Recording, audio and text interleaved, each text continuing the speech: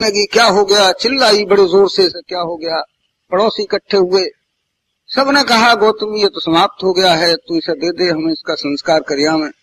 लेकिन वो कहने लगी नहीं नहीं, तुम इसे जिंदा कर दो किसी तरह से। आरत के मन रहे न चेतु, जैसे कहा है कि आरत मनुष्य हो जाता है तो उसे ज्ञान ही नहीं रहता। तो मनुष्य ने बहुत समझाया, पड़ोसियों ने बहुत कहा, लेकिन उसकी समझ में नहीं आया।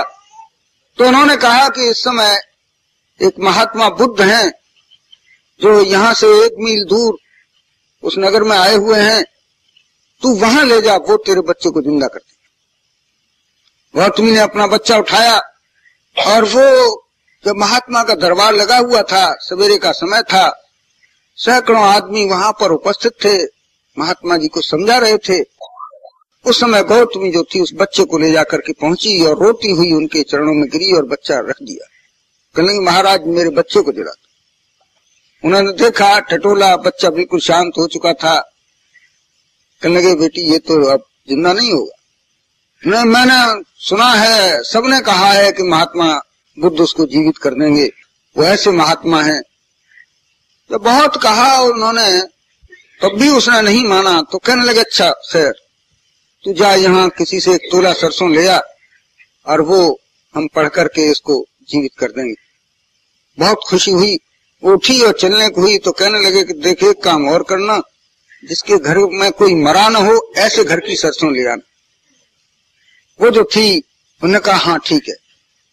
वो गई पड़ोसी के घर, कहने लगी बहन मेरा बच्चा समाप्त हो गया है, 1 तोला सरसों दे दो, बुद्ध जी ने कहा है कि जिंदा कर देंगे। उन्होंने कहा बहन तू 1 सेर सरसों ले जा, तेरा बच्चा जीवित हो जाए। उसने कहा कि एक बात और उन्होंने कही थी कि जिस घर का कोई मरा न हो ऐसे घर की सरसों लाना। तो वो कहने लगी कि ऐसी सरसों तो हमारे यहाँ नहीं होगी, इस घर में तो बहुत से आए, बहुत से चले गए। 1 घर, 2 घर, 4 घर, गौतमी ने कई घरों में ऐसी सरसों तलाश की लेकिन कहीं नहीं मिली। गौतमी को ज्ञान हुआ और उसी वक्त उसका हृदय जो था कुछ और बदला और महात्मा जी के चरणों में जाकर के उसने प्रणाम किया। कहने लगी महाराज जी आपने मेरा पुत्र तो जीवित किया या नहीं किया इसकी तो मुझे कोई ऐसी बात नहीं हुई, लेकिन मेरे हृदय को आपने जीवित कर दिया, हृदय मेरा प्रसन्न हो गया, अब मुझे बच्चे का दुख नहीं। इस तरह से ज्ञान से मनुष्य को मुक्ति मिलती है। भूल जाने से या रात्रि में सो जाने से ये अज्ञानता में थोड़ी देर के लिए कुछ हम उसको न समझें, लेकिन अंत में जब उसको फिर याद आवेगी तो दुखी होगा। उन दुखों के शमन करने के लिए ज्ञान, वो सच्चा ज्ञान है। उस ज्ञान के प्राप्त करने से मनुष्य संसार में दुखों से दुखी नहीं होता। आप देखते हैं कितने कितने महापुरुषों पर कैसे कैसे अनेक दुख आए, लेकिन उन्होंने उस ज्ञान को प्राप्त किया था, इस वास्ते उन दुखों में वो शांत रहे, औरों को भी उपदेश देते।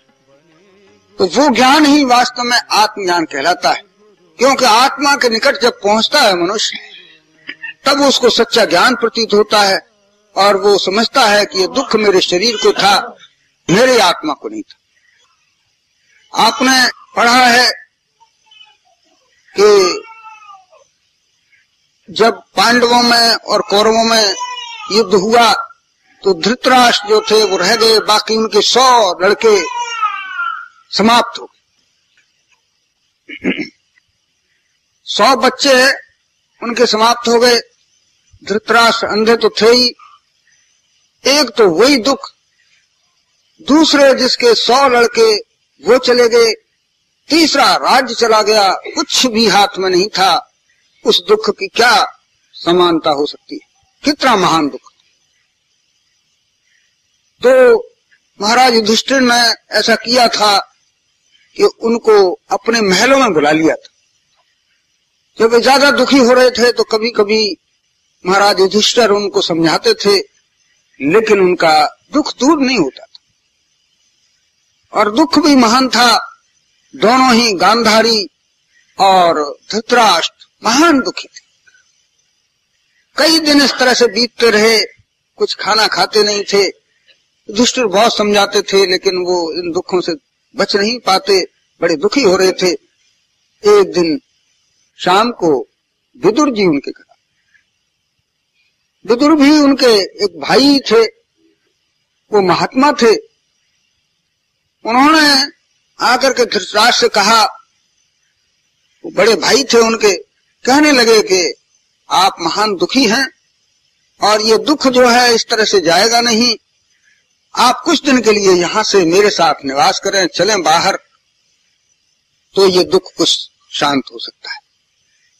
इस तरह से वो उन धृतराष्ट्र को अपने साथ सवेरे ही वहां से ले गए और अपनी कुटिया पर जाकर कुछ दिन रखा और आध्यात्म ज्ञान का उपदेश उनको समझाया कि ये जितने भी दुख हैं, जैसे तुम सुषुप्ति में जाते हो दुख छूट जाते हैं, इसी तरह से तुम जब समाधि में पहुंचोगे, परमात्मा के ध्यान में जाओगे, तो ये दुख तुम्हारे शमन हो जाए। जागृत और स्वप्न ये दो अवस्थाएं मिलती जुलती होती हैं, इसी तरह से समाधि और सुषुप्ति भी मिलती जुलती अवस्थाएं होती। सुषुप्ति में जो सांसारिक ज्ञान है मनुष्य का जम जाता है।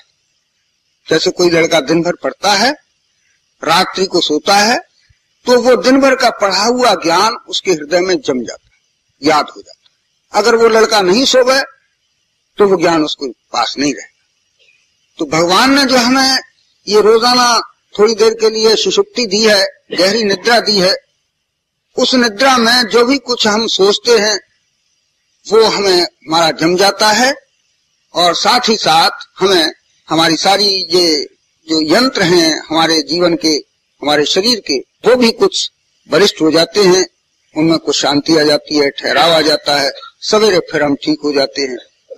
इसी तरह से जीवन के लिए और परम आवश्यक समाधि। समाधि क्या है?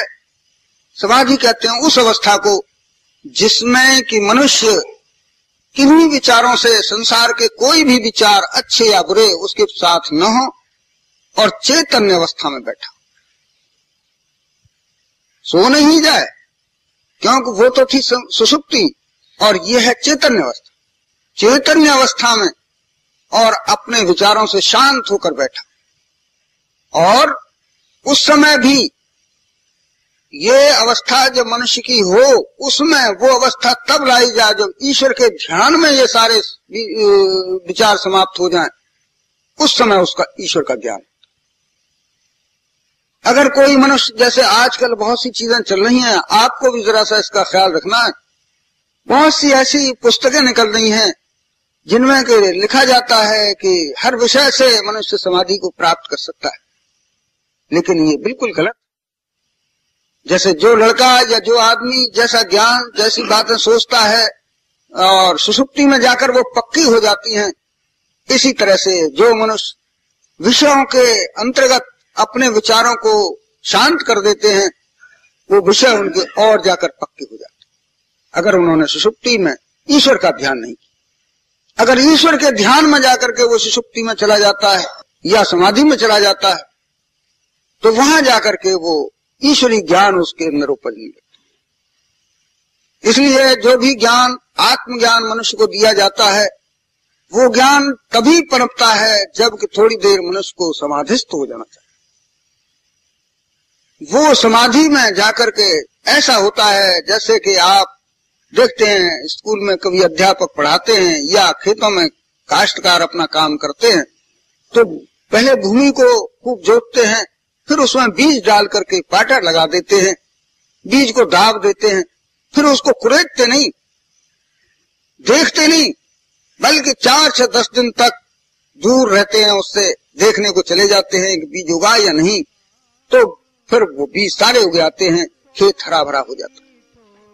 अगर वो किसान रोजाना अपने बीजों को देखता रहे, या छोटे छोटे बच्चों को, जैसे कि अध्यापक लोग नाग में कुछ बीज बुवा कर दिखाते हैं कि मटर देखो उगेगी, ऐसी होगी ऐसी होगी, अगर बच्चा रोज उसे कुरेदता रहे तो मटर नहीं उगेगी। ऐसे ही ये जीवन में जब तक मनुष्य को समाधि नहीं आएगी, ईश्वरीय ज्ञान को सुनने के बाद उसको समाधि में जाना पड़ेगा, वहां जाकर के उसका जो ज्ञान है वो परिपक्व। उस वक्त वो क्या होगा कि जो दुख उस पर आ रहे हैं, जिन दुखों को वो नजदीक देख रहा है, उनसे ज्ञान के द्वारा उनसे भयभीत और दुखी। ये समाधि में और सुषुप्ति में अंतर। दूसरे एक बात और भी होती है कि जब ऐसे विषयों में कोई जाकर के समाधिस्थ हो जाए और उसमें एकात्म चला जाए, तो वो उसके विचार इतने और पक्के हो जाते हैं कि वो उनसे भी ज्यादा दूसरे दिन निकलता है। ये दो वृत्तियां हैं जो कि आसुरी और दैवी वृत्तियां होती। अगर उसको दैवी वृत्ति भी है तो देवताओं के समान हो सकता है। आसुरी वृत्ति को लेकर के अगर समाधिस्थ हो जाता है तो असुरों में वो बहुत ही बड़ा असुर हो सकता है। इसलिए ईश्वरीय ज्ञान को लेकर के जो कोई समाधिस्थ होते हैं उनको वो ईश्वरीय ज्ञान प्राप्त हो। तो हमको चाहिए कि पहले ईश्वर का ध्यान करें और ध्यान करते करते समाधिस्थ हो जाए, थोड़ी देर के लिए हम सब कुछ भूल जाए और उस अवस्था को प्राप्त हो जाए जिसमें कोई विचार नहीं है। उस विचार में गोता लग जाता है। जैसे कि आप किसी बाल्टी में अच्छा सा रंग भर दें और फिर उसमें अपने कपड़े को डुबा दें, थोड़ी देर वो कपड़ा उसमें डूबा रहेगा, फिर आप उसको कितना ही निचोड़िए, कितना ही सुखाइए, लेकिन रंग उसमें आकर के पकड़ जाएगा और वो रंग उसमें छूटेगा नहीं। इसी तरह से जो ईश्वर के ज्ञान को लेकर थोड़ी देर के लिए उसमें लय हो जाते हैं, वो ईश्वरीय ज्ञान उनमें प्रवेश कर जाता है। कितनी ही कठिनाई, कितनी ही उससे अलग हो, लेकिन वो ज्ञान उसमें फिर भरा रहता है, वो निकल नहीं सकता। तो ये आत्मज्ञान मनुष्य को प्राप्त करने के लिए समाधि में अवश्य जाना पड़े। उसके लिए 3 तरह के वो समाधियां लिखी हैं। जैसे तुम बैठते हो ध्यान के लिए, तो जब ध्यान करते हो तो कभी कभी ऐसा होता है कि ध्यान पहले तो बड़ा अच्छा मालूम पड़ता है कि हम अपने गुरु के सामने बैठे हैं, उनका प्रकाश आ रहा है। ये पहली चीज है, ये सतोगुणी अवस्था है, इसमें जागृत समाधि कहते हैं। लेकिन थोड़ी देर बाद ही क्या होता है, आप सब जानते हैं इस बात को, कि मन जो है वो और विचार लेने लगता है। ये अवस्था खराब नहीं है, इससे ऊपर की अवस्था में तुम जा रहे हो, उसमें स्वप्न समाधि कहते हैं।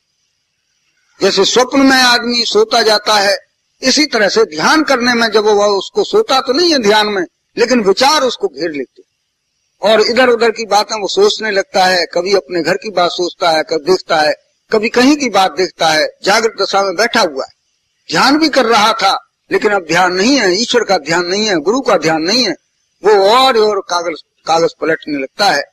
इसको स्वप्न समाधि कहते हैं। इससे आगे एक और अवस्था मनुष्य में आती है जो कि तमोगुणी अवस्था होती है। उसमें जाकर के वो ये सब कुछ भूल जाता है और सो सा जाता है, उसको सुषुप्ति समाधि जो साधकों पर बराबर आया करती हैं। ये 3 तरह की समाधियां इस ध्यान में आती हैं। इनका ख्याल रखते रहना चाहिए कि अब हम पर कौन सी समाधि है, हम कहाँ जा रहे।